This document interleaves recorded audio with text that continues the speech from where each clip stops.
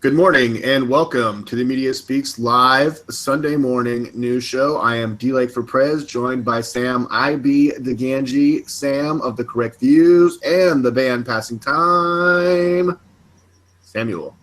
Well, welcome back. Saturday edition, part 2 of 2. Sunday edition it is. We're here with you. I'm going to finish up the story before we were felled by the... We got cut off by the Hangout, but it's okay. This is part 2, but it could be part 1 if it's the first one that you're watching. We did a 38-minute show earlier before we got cut off. Had a couple technical difficulties. We're going to get past that. We're going to start at the top of Sam Science, so here we go. It's Sam Science. You know the science. You love that science. It's Sam Science. Yay. All right. Phys.org, a new twist in SpaceX rocket blast probe. Now, friends, stay with me when I get to this ULA part, and D-Lake as well. See if you can figure out what is it exactly that they're saying here, because the ramifications of this could be rather important. I'm not sure what they're saying here. A mysterious explosion of a SpaceX rocket last month took an odd turn. I thought it was a twist, with a cordial encounter between the staff of Elon Musk's firm, fierce rival United Launch Alliance. That's ULA, the Washington Post reported. Now, this is interesting. It was cordial, but listen what the question might have been. No one was hurt in the September 1st blast. Again, I think we covered that here when it happened. It was from the unmanned Falcon 9 rocket, and it was being used ahead of a standard pre-launch test in Cape Canaveral, Florida. Musk is rushing to revolutionize the launch industry by making rocket components reusable, which is helpful. It would save billions. Well, the accident is the second of its kind since SpaceX was founded in 2002, came just over a year after the Falcon 9 rocket failed after liftoff on June 28th of 2015, it destroying the Dragon cargo capsule bound for the International Space Station. Two things here. Before we go on, one, I think it's worthy to note, as I said, only 2 explosions since 2002. Friends, do a little bit of history. Look up the amount of disasters that befell the early space stations, or not space stations, or rocket tests. The U.S., Russia, China. People that go into space do so at the cost of billions of dollars in explosions of unmanned rockets prior to takeoff. Look at Germany just trying to test them at the end of World War II. Well, right. We've had 2 accidents here, 2. That's amazing since 2002. Before that, and again, no one died out of these either, not even people on the ground. Before that, SpaceX had logged 18 successful launches on the Falcon 9. Including 12 planned supply missions to the International Space Station to be carried out as part of a $1.6 billion contract with NASA. Mm-hmm. So that's extremely interesting to me that we may not need the government intervention with NASA. Maybe private is the way to go.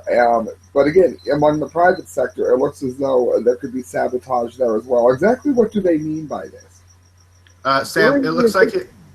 Listen, it looks like you have something personal on your screen share. Do you want to go off screen share? Just close everything else down. Now what do I have on screen share? I can't even find my screen. Thank you. But I'm covering because we're looking at space race disasters, a bunch of explosion pictures and stuff. We all remember the space shuttle. That was nuts. Tragic. Yeah, well, listen to this. I'm wondering exactly what this is. This is odd. During their investigation, SpaceX officials found something suspicious they wanted to check out, the Post said, quoting 3 industry officials with knowledge of the episode. SpaceX still images from video that seemed to show a shadow when a white spot on the roof of a nearby building belonging to ULA, the Post said. ULA is a joint venture between Lockheed Martin and Boeing. So SpaceX employees visited the ULA facilities at Cape Canaveral, Florida, and asked for access to the roof of the ULA building that they had in a close line of sight with the SpaceX launch. The visit was cordial, not accusatory. The ULA people denied access, but notified the Air Force, which inspected the roof and found nothing connected to the blast. That's a bit strange. Do they think that we now have rocket wars of some kind here? Maybe. Do we have companies now wondering if other companies have leveled the competitors' machinery and rocket? Well, what did you take away from that?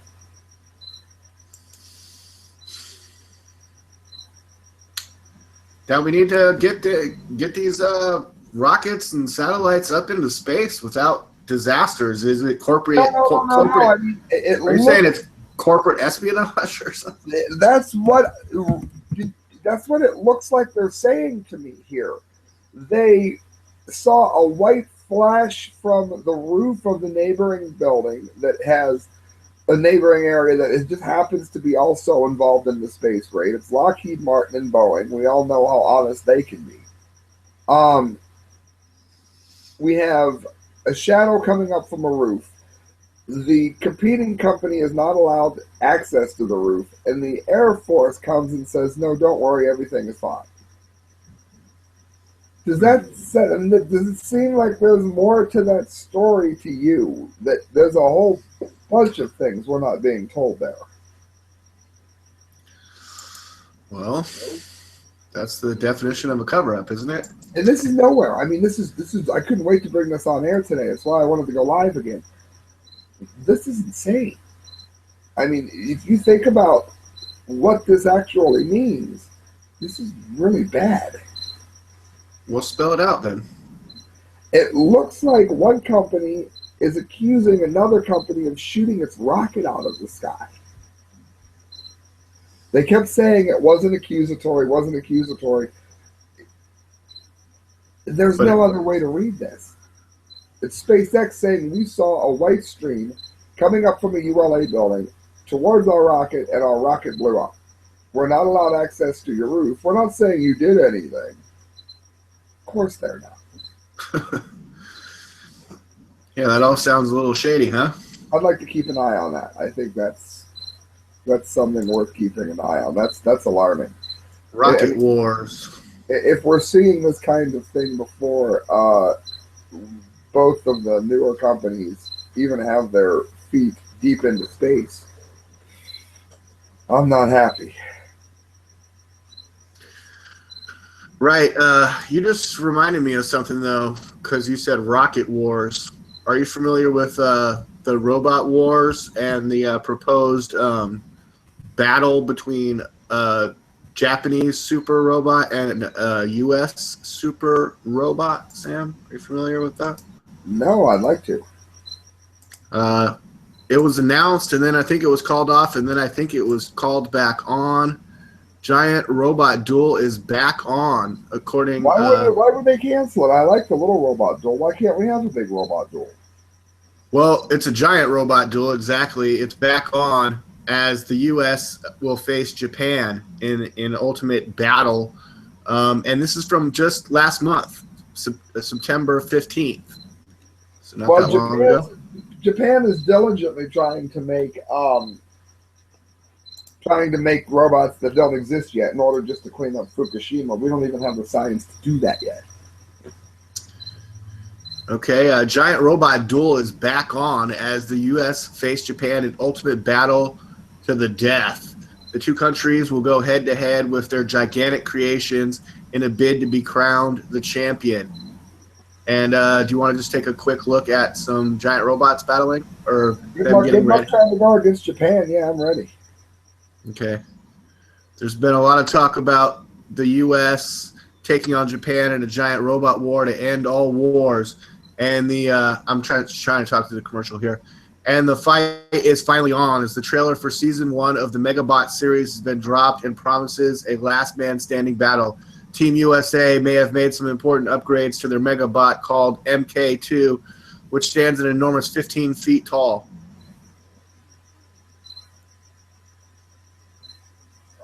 They're going to be as tall The as U.S. skyscrapers The U.S. by the end of challenged the decade. Japan. It's going to be awesome. The upgrades are coming. Oh yeah, it's like a show, you know, but it's pretty tight. Oh shit, Sam, you see all that? Chainsaw arms. Yeah. Oh, a crotch shot from a wrecking ball. Oh, they have to be inside it. Yeah, you need an operator. Oh, I bet you that chick is like the best operator. I bet you she controls it the best. Oh man. Do you have to have two people doing it like that movie? Like but again, they're not really a robot now that I think about it, if you have to be in them. Is this like a mech war, like a battle mech? Yeah, you know what, Sam? You just made a great point. That is more like a mech robot, or yeah, I mean it's a robot, but there's people inside driving it. Did you ever play BattleTech back in the day? BattleTech? A video game? No, look up BattleTech. It's a RPG, like a real RPG, not a game, not like a video game. And you can find some of the machines that are built there, and it reminds me of that a lot. Yeah, a video game. That's what I said. No, it's not supposed to be a video game. It's supposed to be. Oh well, they got it. It's gonna be it's an upcoming turn-based strategy video game being developed. Yeah, it used to be you had like pewter figurines, and like it was like D&D only with machines. Okay. Let's look up the original BattleTech on Wiki. There's a wargaming and military science fiction franchise. That's tight, dude, because it puts you. It's kind of like the Aliens and stuff too, because it sounds like Aliens too. You know, like Aliens, the movie. I don't believe so. There should have been a whole bunch. There's Jenners and battle mechs and all kinds of different names that they were given. I used to like the Jenners because they were small and could trip up with big machines. Yeah, but the point that you made is that the Transformers, I mean, fictionally, that's a giant robot, right? I mean, but a guy operating a giant piece of machinery is a mech suit, right? I mean, or a mech. More like what we saw in Star Wars. How so? What do you mean? With what's the great big thing with the long legs? Looks like a big metal box with long legs. Oh, the AT-AT? Yeah. AT-AT? Uh-huh. Yeah, I mean, that's like a giant mechanical... It's not a robot. It's mechanical. Unless he was running it from a sitting position. He might be manning it from like a remote control. It'll be interesting to see. Oh, yeah. They didn't really... So when they're in that... I don't know. We're going to have to look at it again now. Now we're going to look at it again. Now I'm really interested. Let me just look up Robot War U.S. versus Japan, and let's take a look at the pictures. Boom.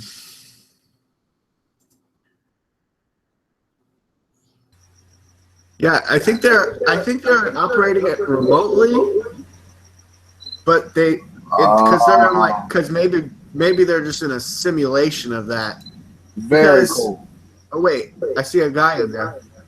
Nope, it's a mech. That'll be cool. That'll be really cool. So it's a mech war. It's not really a robot war. Yeah, very nice. But how can you have a guy in there if they're using those chainsaws and lasers and shit? Well, I mean, you either surrender or die. So an actual human is going to get killed, or just the robot, or just the mech suit? You know, it's a machine. Why are we calling these robots? I think maybe now I have a problem with it. Yeah, I agree. I noticed it right away, my friend. But I am looking forward to seeing people battle mech fight each other. I mean, I'm all for that. What about the robot that keeps escaping the lab, and he was like the robot was actually arrested? Isn't he in Russia? Yeah, Russia. The robot that attempted to escape its human captors was arrested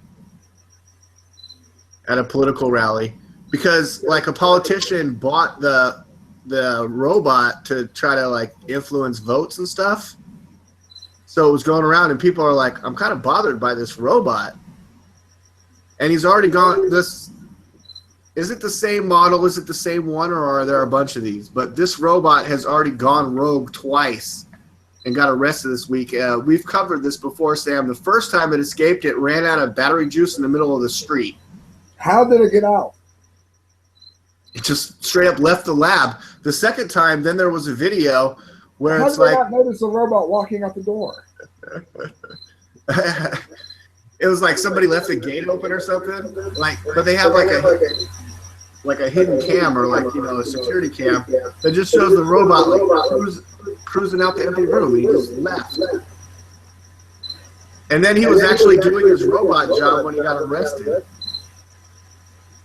Police asked to remove the robot away from the crowded. I sound like a robot, Sam. I'm getting that echo thing again. Police asked to remove the robot. Sam, go on mute for a second. All right. Police asked to remove the robot away from the crowded area and even tried to handcuff him. A Probot representative told Inverse magazine, according to eyewitnesses, the robot did not put up any resistance. Maybe the robot uprising isn't here quite yet, says the author of this article. Probot was created to fulfill a customer service role designed to engage and interact with humans, answer questions, and promote products and events. Skeptics surmise that its antics are merely promotional stunts to drum up excitement for the product. That's interesting. In June this year, you know what they should do is SpaceX should they should what happens if this robot gets destroyed by a incoming missile? Sam, I can hear myself talk without echo when you're on mute, but what do you think? Go ahead. Oh, you can hear yourself on echo when I'm on mute. It's not me. Yay! Thank you, Google. I think that it's a promotional stunt because a robot, especially one as pricey as he is, doesn't just walk out of the damn lab. I don't buy it. It's a marketing stunt, and I would say kind of a poorly done one. But since I like robots, it's cool. How did he get out the second time? That's what I'm saying. It just left. Look. I'll find it. No, Sam, I want to see it break down. When you're not on mute, Sam, I sound like a massive echo again. I don't know what it is. Robot escapes lab.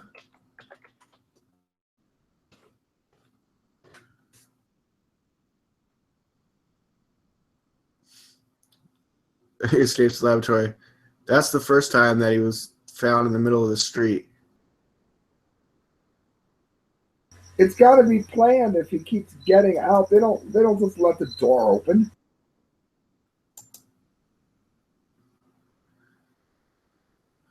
Probot escaped from the science lab. This is when he ran out of battery juice in the middle of the street. In the city of Perm. I guess that's Russia. Looks like Boston. An engineer at the robotics company had forgotten to close the gate, Sam. Oh, he forgot to close the gate, huh? Sounds like a conspiracy to get the Probot on the street. Shortly after it ran out of power in the middle of the road. But then, that was the first time. Then the second time, they just had security camera footage of him just like leaving. I'm looking for that one. Why can't they program? I don't know, Sam. People can find this stuff for themselves. If they're such good programmers, why can't they program him to stay in the gate? Oh, they're saying because he wants to play Pokemon Go. You know, Sam, Pokemon Go, like, what was it, a month and a half ago, was like the biggest rage, and now you don't really hear anything about it anymore. It sounded stupid to me. I never got into it. I hated Pokemon, though. How does Black Lives Matter have longer legs than Pokemon Go? That is kind of scary. Pokemon Go is the only thing. Black Lives Matter would be the only thing dumber than Pokemon Go. Did you see they vandalized Trump International Hotel in Washington, D.C. with their spray paint that said "No Justice"? It looks like they had problems spelling the words, and then it said "Black Lives Matter" something on the other side. Oh, like right outside his new hotel. You got the graffiti? Yeah, I was on Judge this morning. Oh, let us see it. Let us see it. That's awesome. They can't even spell.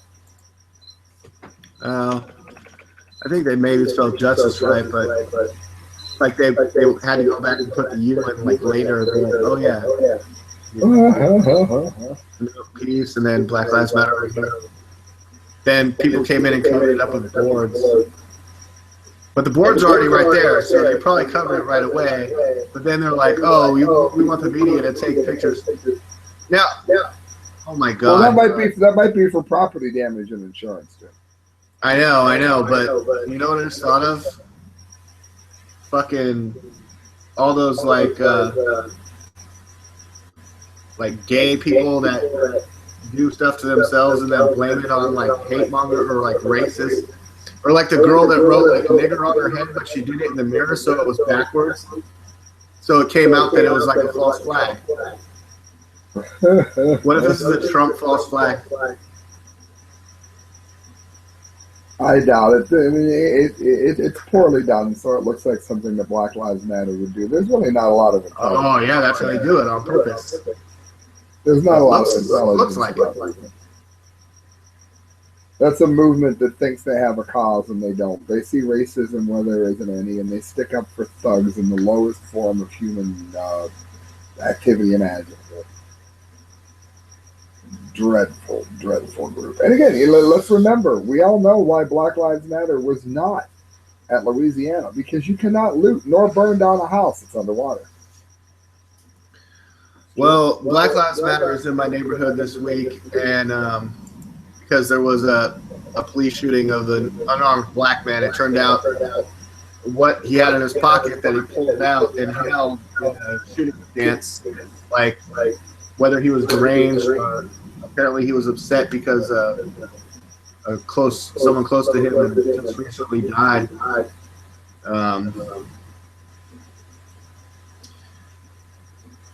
But this happened in El Cajon. It's close to where I live, and I was telling Sam earlier on the first broadcast that I have sources that have sources and sources upon sources that tell me, activist type people that tell me that,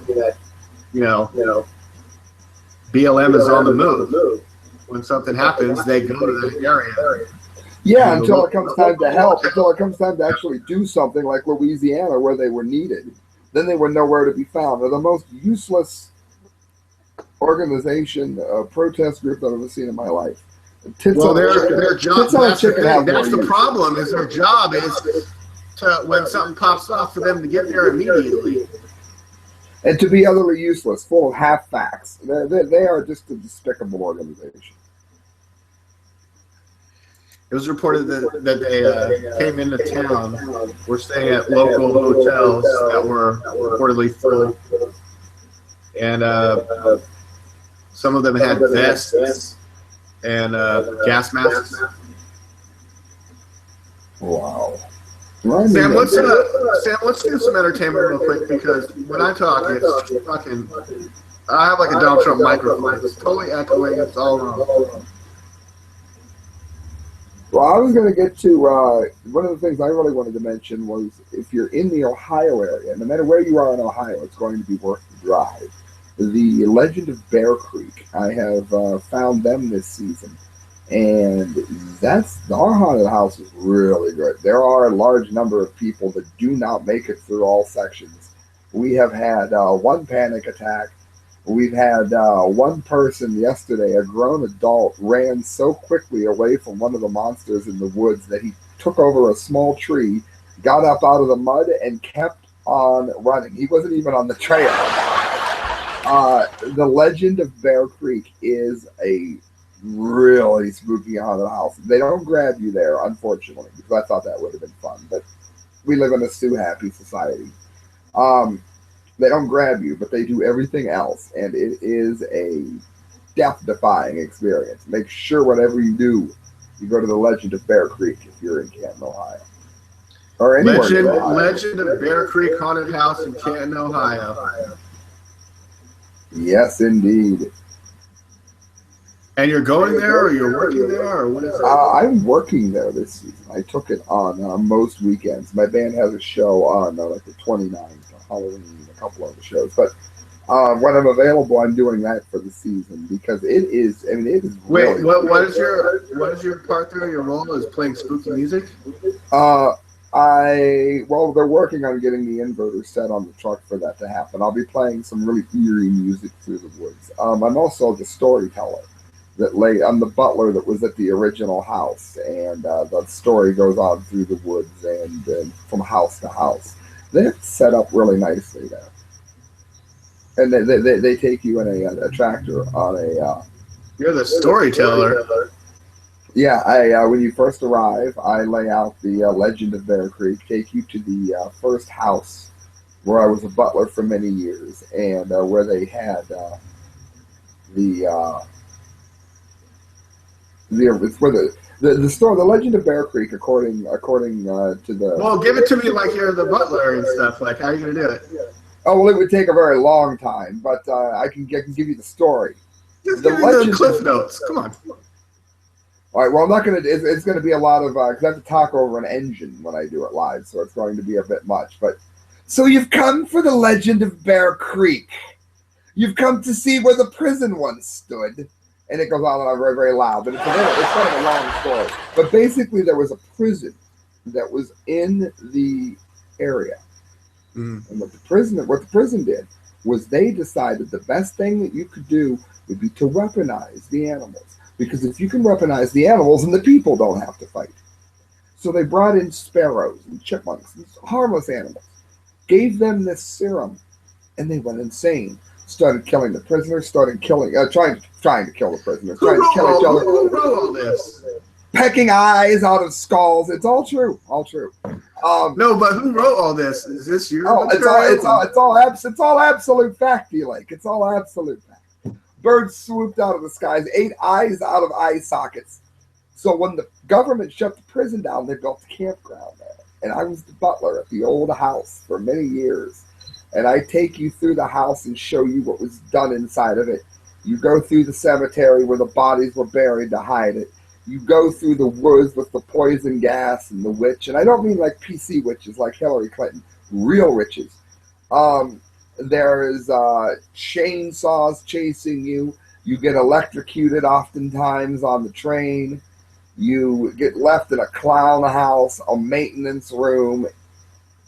All this happened when the campgrounds were brought in to replace the sins, to hide the sins of the prison experiments. You're going to want to come for more. Indeed. Many secrets at the Legend of Bear Creek.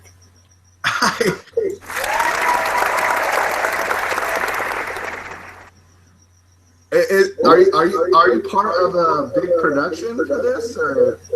It is a huge production. There are a lot. And how did you land this role? I mean, you're like the main guy. Yeah, I'm the storyteller. When you first get on, I lay out the Legend of Bear Creek. I know, but whose story is that? Like, it's absolute historical fact. I know, Sam, but I'm asking you behind the curtain. Like, did you write all this, or this is the script that you read? I know it's 100%. People would accuse me of having written it with the owner, but it's absolute fact. All we had to do was look it up. On the internet, where you believe everything you read. But it's hidden. You can always believe stuff you read on the internet.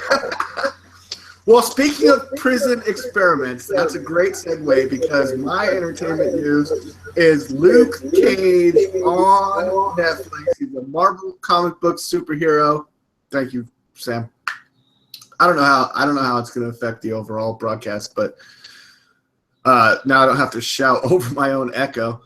I'm watching Luke Cage on Netflix, and it is pretty awesome. I'm only on episode 5, but already it's following all my growing up reading Heroes for Hire, Luke Cage, Power Man and Iron Fist, Power Man.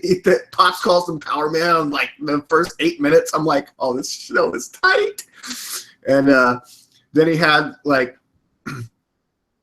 they do, superheroes, they have their look in the comic books. And if you can make them at least look like they looked back then in the show, the way that they looked in the comic book, like even if it's just once and it's kind of a gag or a joke or something, I mean, that last... Who's Liu Kang, the guy from Mortal Kombat? No, Luke Cage. Cage. Like Nicolas Cage, who said he stole his name from Luke Cage, the comic book character. Anyways, he's the big, giant, black guy, bald black guy that is bulletproof. He's also known as Power Man, a hero for hire, a Marvel comic book character that eventually teams up with Iron Fist. And they team up with Daredevil and Jessica Jones and maybe the Punisher or something to form the Defenders. And we need to get She-Hulk up in that mix. And maybe even Moon Knight, even though he's a little bit off the chain. We can't have Ghost Rider because Agents of S.H.I.E.L.D. took Ghost Rider for their season 3. I haven't watched it yet, but the clips that I've seen make it look pretty intense, or at least the trailers do. So I'll probably get into that. I've never really been able to get into the Agents of S.H.I.E.L.D., but all the Marvel activity that's happening on Netflix with Daredevil season 1 and 2, Jessica Jones, now Luke Cage. I mean, it just dropped on Friday, and I'm on episode 5. And I want to wrap this up so I can go watch some more. And Marshala Ali, the guy you probably know from House of Cards as Remy Danton, he's the one that plays Cornell Stokes, a.k.a. Cottonmouth. And if you know that name Cottonmouth, and then they talk about Shades works for Diamondback, if you know Cottonmouth and Diamondback, what are those? Those are both snake names? Yeah. They're part of the Serpent Society, which is basically an organization of underground mob bosses in the Marvel universe. And for them to bring that to the show as a fan of Marvel comic books, it's just fucking awesome. Misty Knight is in it. I don't want to give too much stuff away, but go watch it for yourselves. I encourage you all to do that. And I'm not getting paid by Netflix or Marvel comic books or anything like that. I saw a movie called The Neighbor, and it was really good. I found it on Popcorn Time. It was really, really good. I was very impressed with that. A movie called The Neighbor? The Neighbor. It was good, and I'm looking at The Shallows is really good. Oh, I just watched that. And it's a shark movie, but don't be afraid. It's nothing like Jaws. Not that Jaws is bad. I'm just saying they didn't copy Jaws. I've seen Fear the Walking Dead. It's pretty much just a copy of The Walking Dead. I think they're overdoing it there. But I like it. I do like it. It's just that it's kind of the same storyline. They had an insane woman, a little girl in the first one, I should say, Walking Dead. Now they've got an insane boy in Fear of the Walking Dead. And lastly but not least, Avatar is a weird movie. I liked it. Popcorn Time gave it 2.5 stars. That's 2.5 stars too short. Avatar is an excellent, excellent ghost movie. And last but not least, Lake Erie was a decent horror movie. Not one of my all-time favorites or anything, but it was good. Okay. So Sam is promoting popcorn movies via illegal Netflix. It's not illegal. The FBI's most wanted wannabe Netflix. Isn't that right, Sam? I love Popcorn Time. Popcorn Time is your friend. Uh-oh, DLX's been taken away by Black Lives Matter. They're beating him with a rubber hose and spitting on him even as we speak. DLX, come back into the house quickly. Yeah, but I'm telling you, friends, there are some decent horror movies that have come along lately.